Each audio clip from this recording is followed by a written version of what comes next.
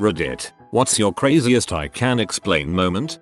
I used to have to unload stuff from my work truck into my garage. It wasn't uncommon for me to forget to shut the tailgate on the covered truck bed. In the summer it wasn't such a bad thing, but in the winter, cats would take shelter in it. On bad nights, I would intentionally leave it open. These were cats other neighbors just let roam the neighborhood, often forgetting about them. I felt bad for them, but didn't want to bring them into my house because I didn't want fleas disease transferred to my animals. I got into the habit of smacking the bed with my hand before shutting the tailgate and driving to work. When I smacked the bed, the cats would usually jet out the back of the truck. I would do a quick look in and then shut the tailgate. One wintry, blistery day I woke up late, so I ran out the door, slammed the tailgate without thinking about or doing the obligatory bed smack look. On the way to the job, I stopped to get gas at a station really close to my house and remembered I needed gas for my snowblower. I usually had a gas can in the bed.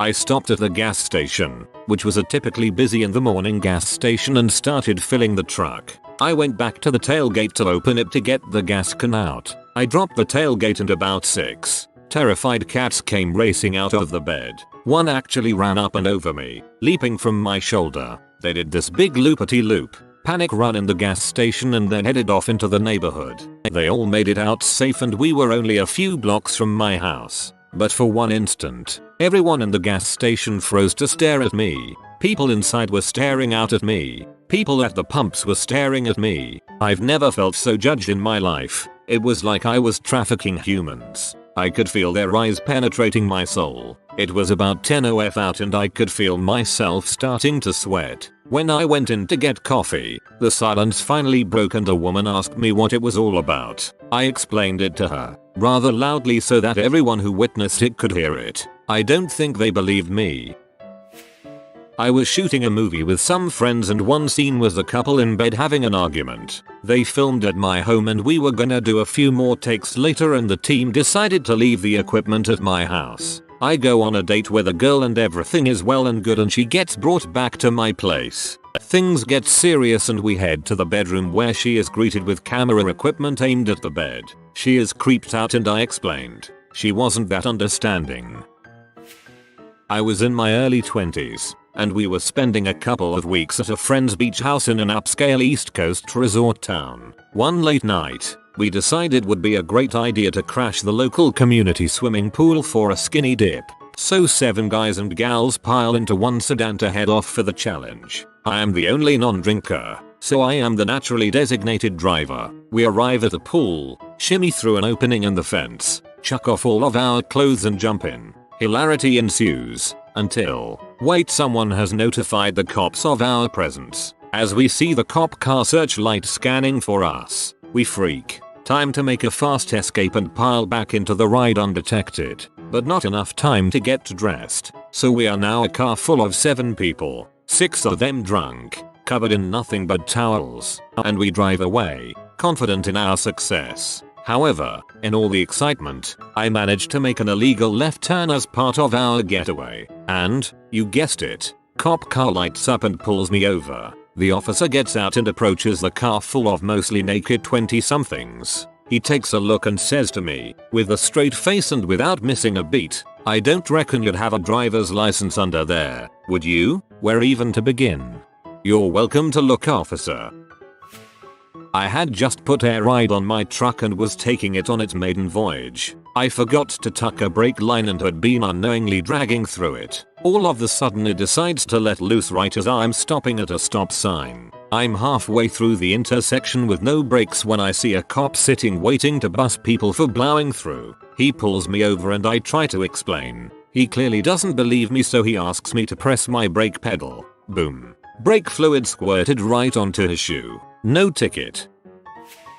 Me and my roommates came home late one night from a night of drinking. It's about 2 AM, and there is a knock on our back door. I open it up and there is a tall, muscular fellow there wearing only a t-shirt and tennis shoes, cupping his unmentionables and covered in bloody gashes. He says he can explain, that the cops are after him, and asks to come in. My other roommate comes down and is like, "Absolutely, come right in." No one comes to someone's door naked in the middle of the night to start trouble. You come because you need help, right? So the guy starts in on this story of how they are at a house party up the street. They are loud and have had a few noise complaints. So the cops are essentially sitting on the corner just waiting to bust them. He thinks it would be a good idea to take his pants off and go streaking by a parked police cruiser. Hint, it was not a good idea. 2 cops start chasing him. Another goes into the house to start interrogating his friends. Did I mention this was a tall muscular dude? He runs laps around the overweight policemen, then takes off across a field to either outrun them or hide. As I understand, he distances himself by about 75 yards, then runs headlong into a barbed wire fence. The barbs had left huge gashes in his stomach, chest and legs, but he untangles himself and hides in a culvert as the cops roam the neighborhood with flashlights looking for him.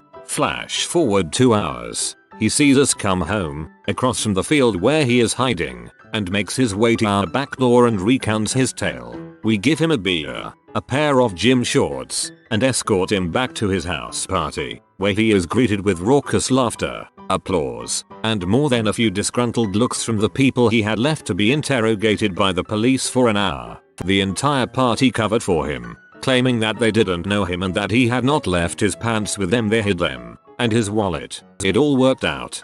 Man, that guy must have had the night of his life. Was reading an interview Stephen Colbert did with Playboy on their website. Someone walked past, did a double take, and asked if I was really looking at the Playboy website. Had to explain that, despite all the jokes that have ever been made throughout the history of Playboy, I actually was reading it for the articles. A phrase I never ever anticipated uttering in real life. I used the Playboy interview with Steve Jobs in a paper last year. It was decidedly relevant, but I thought it out just so that I could say that I cited Playboy in an academic context. Once opened my front door to 2 Jehovah's Witnesses, which in turn opened to a bedroom with what looked like 6 naked men in a giant bed together. They ran off down the street before my hungover brain could figure out why they were freaked out. We were just hungover and watching crappy cartoons on my projector. Just straight equally hungover men watching cartoons topless in bed together. 0-0. I've decided that if Mormons or Jehovah's Witnesses knock on my door, I'm going to answer the door in full BDSM gear and offer them some gay pee, just so they leave quickly and never bother me again. I got real drunk with my girlfriend and her mate one Saturday night. They convinced me to wear a dress, and then when I passed out in a chair in the living room they covered me in makeup, lipstick, blush, mascara, the works. I looked like a transvestite clown. So I wake up in the chair 9 AM Sunday with a jolt as someone is knocking loudly at the door. Still half drunk, I open the door to 2 Mormons. They look at me shocked, stammer we've got the wrong house, and leave. Took me a few secs to realize what I look like to them. So that's what it takes. Thanks for the tip. Mine is not so much I can explain so much as I should have explained better. Okay, grade 4, rough time. Playing on the playground with a bunch of friends. Some variant of Tiggy. Anyway, I'm it, and I'm up on the top of the playground, when I see that there is a girl down below me, unaware of my current location. I jump down to go to tag her, but she starts moving as I fall, and I end up landing on her with my knee. Said girl bursts out in tears, and yells, "I can't believe you would kick me," and starts to run away, presumably to tell on me. Now, I'm a sensitive kid, but I'm also afraid of authority, and I determine that I need to go and fix this. So, I run after her, calling out something along the lines of "Are you okay?" as I go. To this, she responds, "No, you kicked me." At this point I decide that I need to clear up some facts, so I yell out, "I need you." This repeats a couple of times, her yelling and me responding with "I need you," until it dawns on me what it sounds like I'm saying, because I see a group of confused looking grade 7ers looking on. Again, to clear up the details, I look at them and yell out, while making a kneeing motion with my leg, "You know, bang, bang." Seconds later I realize what all this sounds like, and I die of shame. That was about the most embarrassment a 9-year-old could take. Back when I was in graduate school, this woman named Amol in one of my classes suggested we get together and study. I prefer studying on my own, but, so as not to be rude, I agreed anyways. She scribbles her number down. I put it in my wallet and then promptly forget about the whole thing. About a year later, my wife was looking for a card in my wallet while we were driving down the road and stumbles across the slip of paper. She opens it up and in a shocked voice asks, "What the heck is this?" By this time, my memory of getting her number was almost completely gone, as was most of the letter M in Amal. So when I read the piece of paper, I see exactly what my wife sees. One word AL, followed by a phone number. I immediately say I can explain, but given that I had forgotten about getting her number, the next 20 seconds involved a mixture of panic and confusion as I tried to remember how the heck I could have possibly ended up with a solicitation for backdoor ride in my wallet. I finally put together what had happened and we had a pretty good laugh over it. However, I often wondered how that would have turned out if I never could have remembered where it came from. TLDR. Learned my wife will believe anything had to explain why I had a solicitation for backdoor ride in my wallet. The TLDR is the best part. I have a handheld electric nail file. It's really, well, corncob shaped. I had some friends over for a sleepover one night and my friend pulls it out and gives me this look of abject horror. I don't think she believed me when I told her it's just a nail file. I didn't realize filing your nails had become so arduous someone had invented an electric nail file. One time I had to explain to my mother why I browsing a website that straight up admitted in the URL to containing questionable content. It was, of course, the webcomic questionable content. Of course. There's always the time in the 6th grade some dipshit got some nonsensical virus on all the computers in a certain lab at school and I got to explain to my teacher why there was a barely legal young woman getting serious double penetration action on my screen instead of my language arts practice.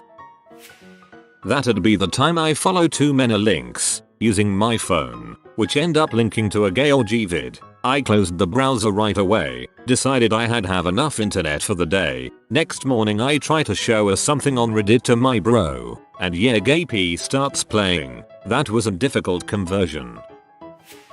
About a year and a half ago my friend broke his phone on accident. Unfortunately for him, he was talking to this hot girl on Facebook who wanted his number. She kept asking for it even though he repeatedly said his phone was broken. So he and I agreed that I'll text him through my phone until he gets a new one. All he said to her was he got a temporary phone. So here I am portraying as my friend night in and night out while he doesn't really know what I could be saying. However, I keep him updated. Ultimately it comes to a point where she wants a picture of my friend's dong. Of course I immediately go to Google and search in dong pictures of guys and find about 3 to choose from, which I saved to my phone. I only did it because she offered pics of her body to me in return. She was 18 plus. So a couple days later my other friend is looking through my phone and sees 3 floppy dongs in my photo album. I couldn't believe I forgot to delete them. He and a couple other guys gather around and just look at me as if they don't even know who I am. I immediately try to explain myself while my friend who I was helping out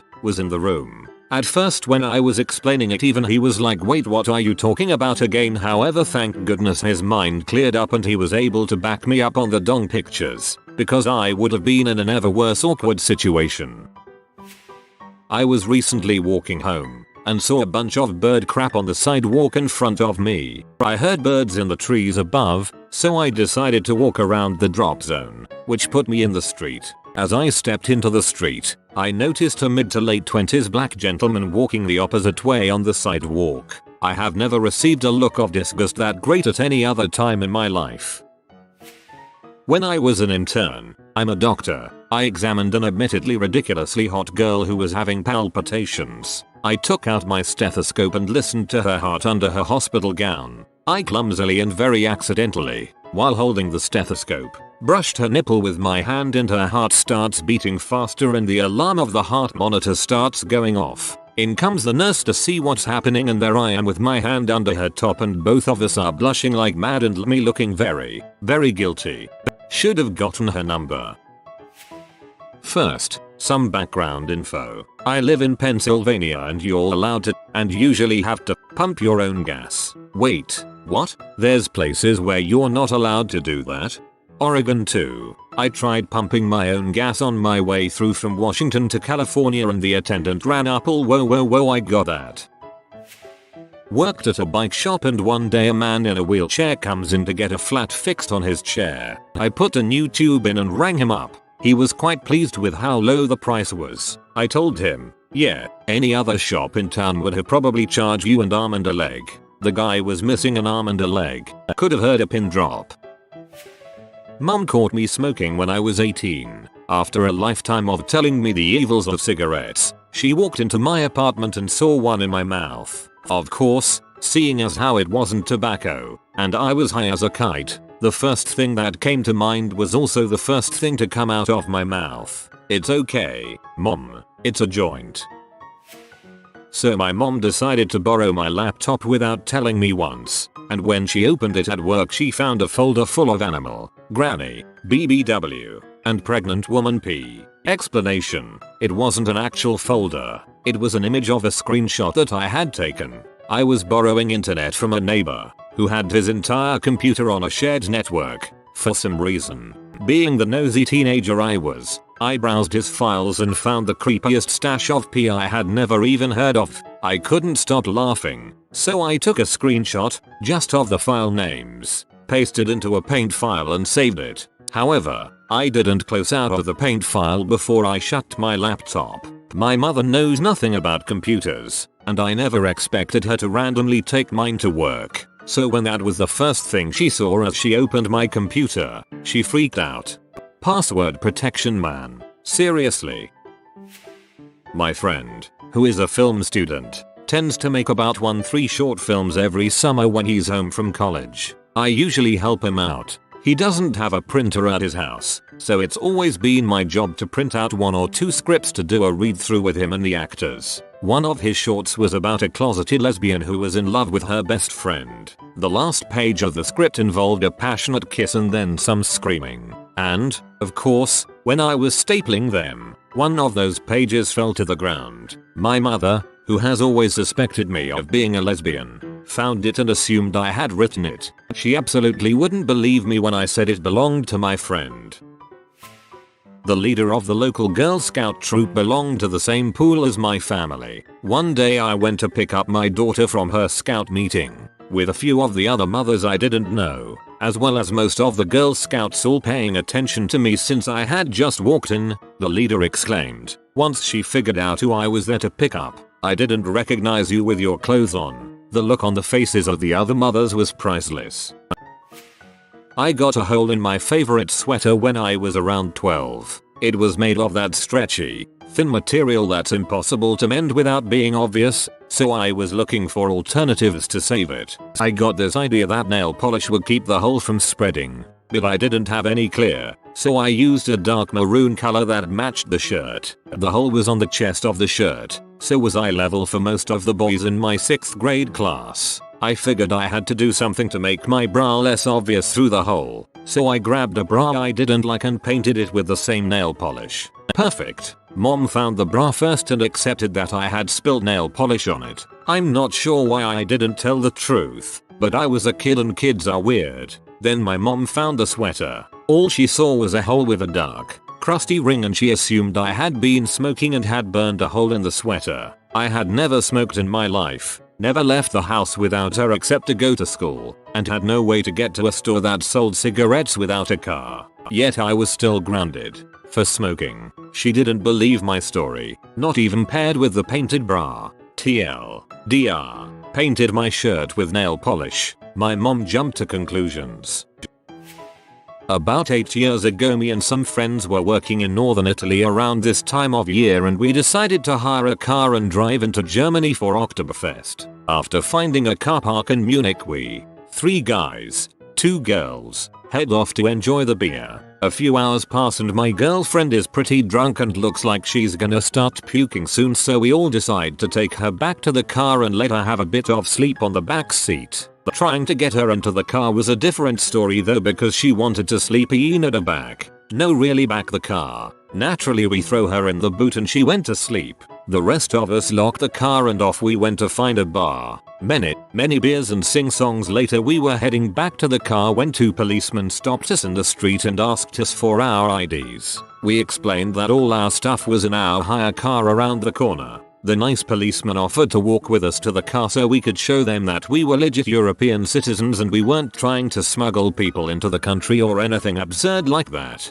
Get to the car, open the boot. Italian girlfriend is still asleep on our bags. The police look at each other and I quickly explain why there is what appears to be a drugged up kidnapped victim in our car. After waking her up she starts shouting at the police because she was nice sleepy there. The policemen check all our passports and one of them wishes me luck dealing with my crazy drunk girlfriend and gives me a wink.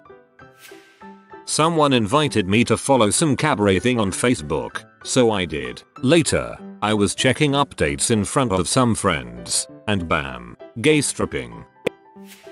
I heard a story once where this guy had fricked a girl and then woke up and she had disappeared, but all of her clothes were still at his house. He was really confused and was texting her throughout the day asking what had happened and if she could come around and get her clothes. Eventually, she comes and picks them up, but seems really embarrassed and doesn't explain what happened the night before. As she gets in her car, his neighbor runs out and as she's driving away, asks the guy if he knows her. The guy says yes and the neighbor says to get her back because the night before, he had seen her outside of the guy's house trying to open a window to get back inside. The neighbor went out and asked her what was wrong, and she said that she had walked outside naked and couldn't get back in. He offered to take her back into his house so she could get some clothes, to which she accepted. As she's putting these clothes on, the neighbor's wife gets home, sees the naked girl putting clothes on and immediately starts shouting angrily at him as she runs out and down the street. He wanted to get the naked girl back to testify his innocence to his wife,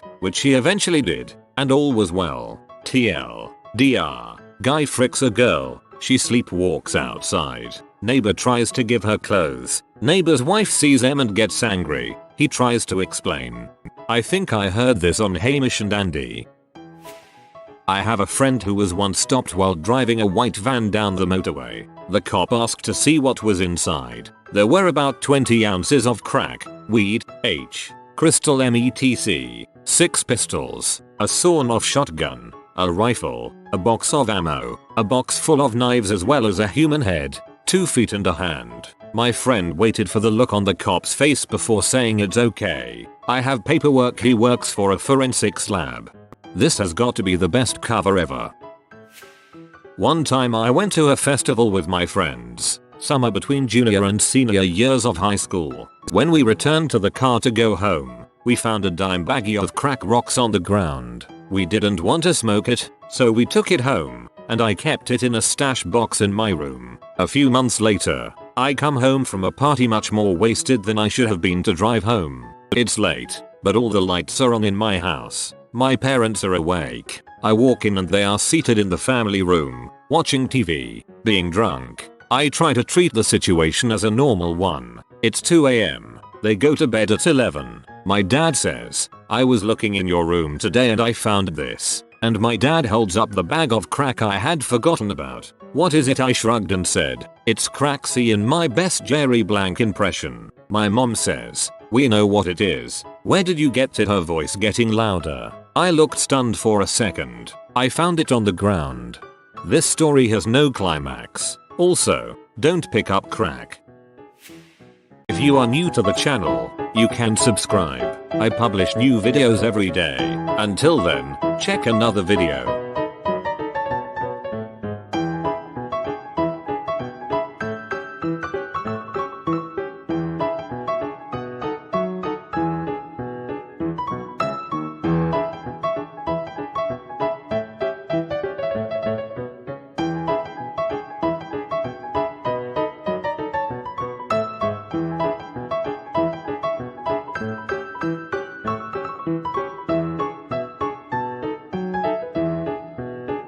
Bye for now.